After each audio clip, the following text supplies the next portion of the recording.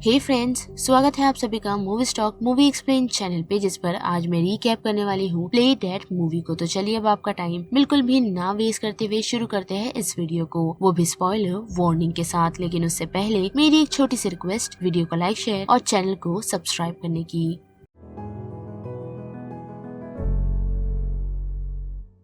Film की शुरुआत हमें क्लोई से दिखाई जाती है, जो प्रोफेशन से एक नर्स है, और साथ ही हमें ये भी पता चलता है कि उसके माता पिता की कुछ समय पहले ही डेथ हो चुकी है, जिस कारण उनकी लाइफ बिल्कुल अच्छी नहीं चल रही। क्योंकि आए दिन उन लोगों को बैंक वालों का कॉल आता है, जो उसे यही बार बार कहते हैं कि वो जल्द ही उसका घर नीलाम कर देगी अगर वो टाइम पर उसका पेमेंट नहीं करेगी, जिसके लिए क्लोई बिल्कुल भी रेडी नहीं। जिसके बाद हम देख सकते हैं कि वो अपने भाई टीजे को कांटेक्ट करती है ताकि वो इन सारी चीजों के बारे में उसे इन्फॉर्म कर सके। लेकिन हम देख सकते हैं कि उसका भाई उसका कॉल नहीं उठाता, जो उसके एक्स बॉयफ्रेंड रॉस के साथ एक स्टोर पर चोरी करने के लिए आया हुआ है, जिसकी कोई भी जानकारी क्लोई को नहीं। और फिर हम रॉस को देख सकते हैं, जो टीजे को कार में ही बिठाकर रॉबरी करने के लिए शॉप में जाता है। लेकिन टीजे बाहर बैठकर गन शॉट की आवाज सुन सकता है, जिसे वो चेक करने निकले उससे पहले ही रॉस वहाँ पर पहुँच जाता है, जिसे बुलेट लगी हुई है। लेकिन साथ ही वो शॉप ओनर भी वहाँ अपनी शॉटगन लेकर पहुंचा हुआ है, जो टीजे पर शूट तो करता है, लेकिन टीजे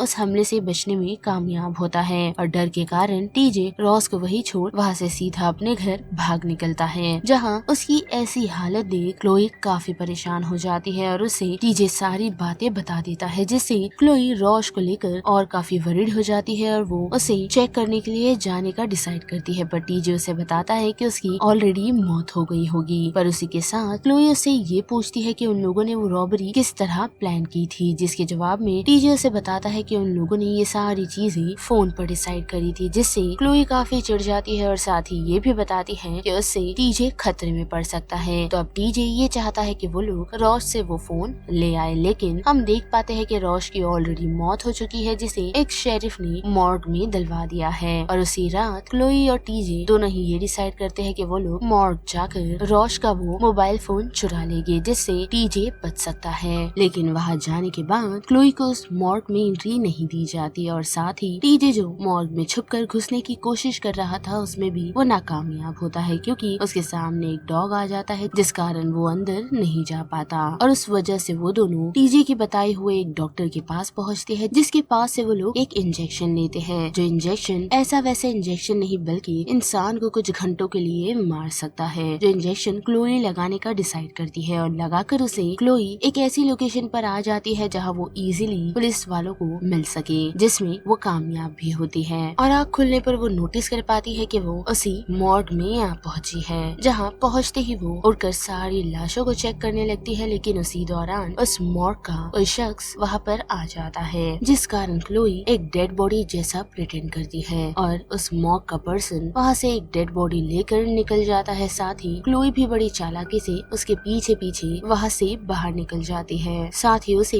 कुछ नर्स के ड्रेसेस मिलते हैं, जिसे पहन वो उस मॉर्ग पर्सन को ढूंढने लगती है, जो उसे नजर भी आ जाता है। और साथ ही वो नोटिस कर पाती है कि वो शख्स किसी से बात कर रहा है, लेकिन साथ ही उस मॉर्ग पर्सन ने किसी के होने का एहसास किया है, जिस कारण वो चेक करने के लिए लौटता है। तो हम देख पाते हैं कि क्लोई बड़ी ही चालाकी से वहाँ से ऑलरेडी निकल चुकी है, जिसकी नजर एक कंट्रोल रूम पर पड़ी है, जिससे उसे ये पता चलता है कि पूरे मॉर्ग में कैमरास लगे हुए हैं, और साथ ही उसी की मदद से वो शख्स यहाँ की सारी चीजों को ऑलमोस्ट कंट्रोल करता है। और इतना ही नहीं बल्कि वो ये भी देख पाती है कि एक शख्स उस मॉर्ग पर्सन से मिलने के लिए पहुंचा है, जिसके लिए उसने एक ऑर्गन रखा हुआ था। और जो शख्स उस ऑर्गन को कलेक्ट करने के लिए पहुंचा था, वो शख्स कोई नॉर्मल शख्स नहीं, यानी कि वो एक माफिया गैंग से बिलोंग करता है, जिसके आड़ में ही ये मॉर्ग का पर्सन बड़ी ही आसानी से इन सारे ऑर्गन्स को बेच रहा है, वो भी उन्हीं माफिया लोगों को। और वही क्लोई की बात करें तो वो एक दूसरे रूम में आ पहुंची है, जहां उसे रॉस की लाश नजर आई है, जिसे देख वो काफी सैड हो जाती है। लेकिन साथ ही वो ये भी नोटिस कर पाती है कि रॉस के पेट पर एक कट है, यानी कि उस मॉर्ग पर्सन ने रॉस के भी कुछ बॉडी पार्ट्स को निकाला हुआ है। पर साथ ही क्लोई ये भी देख पाती है कि रॉस उसे बातचीत कर रहा है, जिससे वो काफी डर जाती है। और रॉस उसे बताता है कि वो कभी मरा ही नहीं था, बल्कि उसे बिन वजह यहाँ पर मरा हुआ बताकर लाया गया है, जिसे उसे यहाँ से बाहर निकालने का क्लोई अब डिसाइड करती है, जिसके लिए वो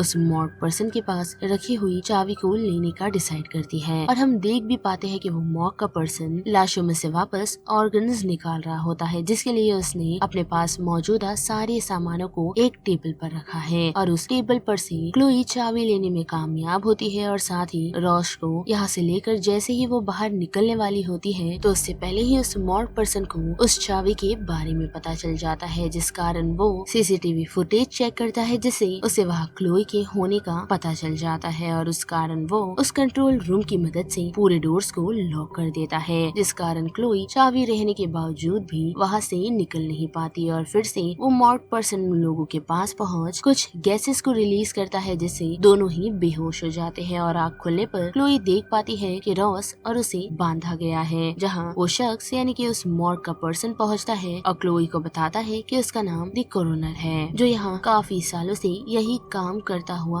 आ रहा है। लेकिन वो क्लोई के यहाँ आने से काफी नाराज है, क्योंकि उसके यहाँ आने के कारण उसे काफी दिक्कत हो सकती है, जिस कारण अब वो पहले रॉश को खत्म करेगा, फिर क्लोई की बारी है। और इतना कहकर कॉर्नर रॉश के पेट को कटकर उसका लीवर निकाल लेता है, जिस कारण रॉश की मौत हो जाती है। और वही हम क्लोई को देख पाते हैं, जो इन सारी चीजों से काफी डरी हुई है और साथ ही रॉश की मौत से काफी दुखी भी, जिस कारण वो कॉर्नर से पूछती है कि वो ये सारी चीजें क्यों कर रहा है, जिसके रिप्लाई में सिर्फ वो उसे यही कहता है कि वो लोगों को जीवन दान देने का काम कर रहा है, क्योंकि मरे हुए लोगों की बॉडी में पड़े हुए पार्ट्स उनके किसी काम के नहीं, जो शायद किसी और के काम आ सकते हैं। और इतना कहकर वो रॉश का लीवर वहाँ से लेकर निकल जाता है, जिसके बाद क्लोई खुद को छुड़ाने की कोशिश करती है, जिसमें वो एक मशीन के कारण खुद को छुड़ाने में कामयाब होती है। पर उस मशीन की आवाज कॉर्नर तक पहुँच जाती है और वो उसे ढूंढता हुआ वापस उसी कमरे में पहुँचता है, जहाँ उसे क्लोई नजर नहीं आती, जिस कारण वो यहाँ से निकल क्लोई को ढूंढने लगता है। लेकिन हम देख सकते हैं कि क्लोई वही स्ट्रेचर के नीचे छुपी हुई थी, जो निकलते ही रॉश को ये वादा करती है कि वो उसकी मौत का बदला जरूर लेगी। और यहाँ से एक सिलेंडर लेकर सीधा एविडेंस रूम में पहुँचती है, जहाँ वो रॉश के फोन को हासिल करने में ये कामयाब होती है। लेकिन कॉर्नर वहाँ पहुँच जाता है, जिस कारण क्लोई छुप जाती है। पर कॉर्नर को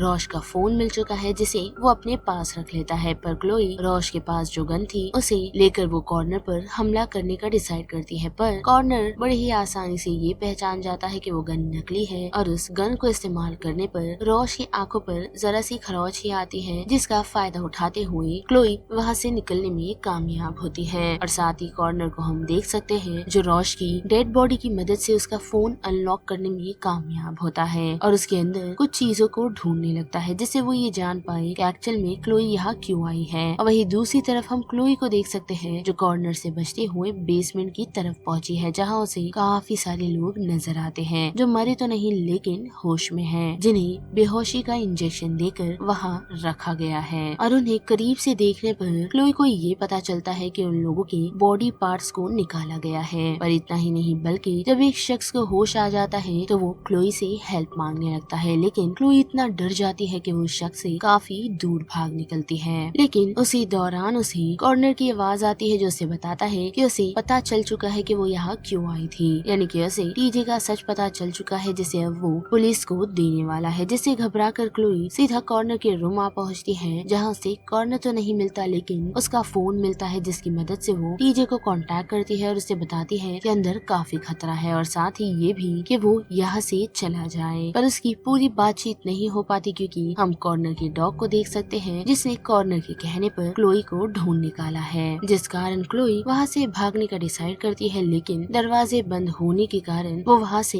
बाहर नहीं जा पाती। और उसी दौरान हम कॉर्नर की डॉग को उसके पास पहुँचता हुआ देख सकते हैं, पर क्लोई की नजर पास ही में रखे रॉश के लिवर पर पड़ती है, जिसे वो लेकर उस डॉग को फीड कर देती है और साथ ही उस डॉग को लॉक करने में भी कामयाब होती है। और वहाँ से निकल फिर से जैसे ही वो कंट्रोल रूम में आ पहुँचती है तो वो नोटिस कर पाती है कि उसका भाई टीजे किसी पुलिस ऑफिसर के साथ वहाँ पहुँच रहा है, जिस कारण वो उन लोगों के लिए गेट ओपन कर देती है ताकि वो दोनों आसानी से अंदर आ पाए। और हमें पता चलता है कि टीजे ने अपनी बहन के कॉल के बाद सीधा पुलिस को कॉल लगाया था, ताकि वो लोग उसकी बहन को उस मॉर्ग से निकालने में उसकी हेल्प कर सके। और जैसे ही वो पुलिस वाला उस मॉर्ग में टीजे को लेकर पहुँचता है तो उन दोनों को पता चलता है कि ये शख्स भी यानी कि ये ऑफिसर भी कॉर्नर के साथ मिला हुआ है, जो इतनी आसानी से कॉर्नर उसके बारे में किसी को पता नहीं चलने देगा। पर क्लोई उसके पास रखी हुई रॉश की गन से उस पुलिस वाले को बेवकूफ बना ही रही होती है। तो उसी दौरान कॉर्नर कंट्रोल रूम में बैठ शेरिफ को ये बताने में कामयाब होता है कि वो गन नकली है, जिस कारण वो पुलिस वाला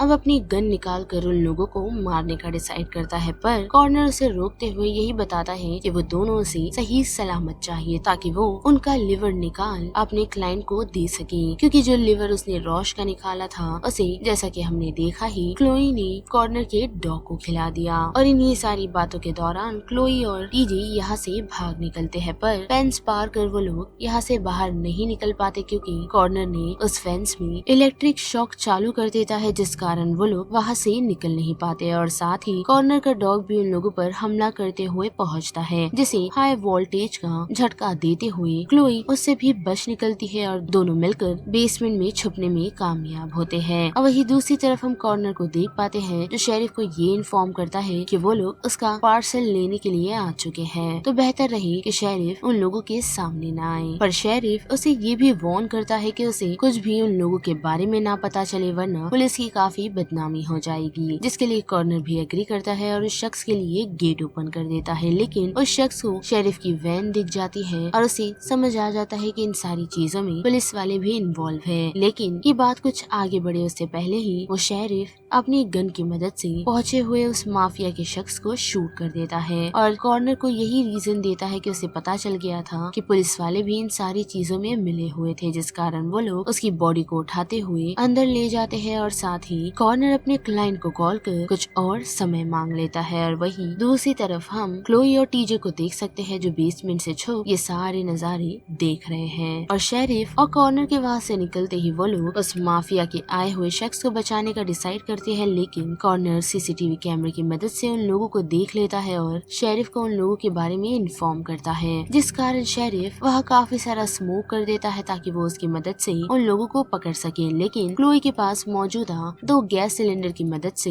वो टीजे और उस शख्स को सेफ रखने में कामयाब होती है। लेकिन हम देख पाते हैं कि वहाँ शेरिफ ऑलरेडी पहुंच चुका है। लेकिन क्लोई के पास जो मौजूदा गैस सिलेंडर है उस पर काफी जोर से हथौड़ा मारने पर वो गैस सिलेंडर एक्टिव हो जाता है और उस शेरिफ को लग जाता है, जिससे उस शेरिफ की मौत हो जाती है। लेकिन साथ ही हम देख पाते हैं कि क्लोई अब उस गैस के कारण ठीक से सांस भी नहीं ले पा रही। पर वही कॉर्नर पहुंच वहाँ मौजूदा हर एक पेशेंट्स को मार देता है और उसी के साथ उसकी नजर टीजे पे पड़ती है जिसकी हालत भी कुछ ठीक नहीं, जिसे वो अपने साथ ले जाता है ताकि वो उसका लिवर निकाल सके। और वही सारी बातें वो क्लोई को अपने माइक के जरिए बता रहा होता है, जिस कारण क्लोई अपने भाई को बचाने के लिए सीधा कॉर्नर के पास आ पहुंचती है। लेकिन उसे वहाँ कॉर्नर नजर नहीं आता। और वही हम देख पाते हैं कि टीजे से बातचीत करने के दौरान कॉर्नर उसके पीछे ही खड़ा होता है जो अब क्लोई पर हमला कर चुका है। पर क्लोई गैस सिलेंडर की मदद से उससे बचने में कामयाब होती है और साथ ही वह वो माफिया का शख्स भी आ पहुंचता है और वो दोनों मिल कॉर्नर का सामना करने में कामयाब होते हैं। साथ ही उस शख्स की दी हुई नाइफ की मदद से फाइनली क्लोई कॉर्नर को मारने में कामयाब होती है। और जब वो लोग यहाँ से जाने का डिसाइड करते हैं तो उसी दौरान वो माफिया का शख्स उन लोगों को ये इन्फॉर्म करता है कि वो यहाँ पर एक ऑर्गन लेने के लिए पहुँचा था, जो उसे कोई भी दे उससे उसे कोई फर्क नहीं पड़ता, जिस कारण अब क्लोई कॉर्नर की लाश को उठाकर उसी का लिवर उस आए हुए माफिया शख्स को दे देती है, जिसके बदले उन लोगों को काफी सारे पैसे मिलते हैं, जिसकी मदद से अब क्लोई और टीजे अपने घर को छुड़ा सकते हैं और साथ ही एक अच्छी लाइफ भी जी सकते हैं। पर इतना ही नहीं बल्कि हम ये भी देख पाते हैं कि क्लोई ने रॉश का फोन भी हासिल कर लिया है, यानी कि अब टीजे को और उसे पुलिस वालों से कोई भी खतरा नहीं। और यहाँ पर प्ले डेड मूवी का ये पूरा रिकैप खत्म होता है, जिस बारे में अब आप सभी की क्या राय बनती है उसे लेकर आप मुझे कमेंट सेक्शन में बता सकते हो। साथ ही वीडियो आपको पसंद आया तो वीडियो को लाइक शेयर और चैनल को सब्सक्राइब करना मत भूलिएगा। बाकी मैं मिलूंगी आपको फिर किसी मूवीज या सीरीज के रिकैप के साथ। तब तक के लिए आप movie stock movie explain channel के बाकी वीडियोस को एंजॉय कीजिए। Till then bye.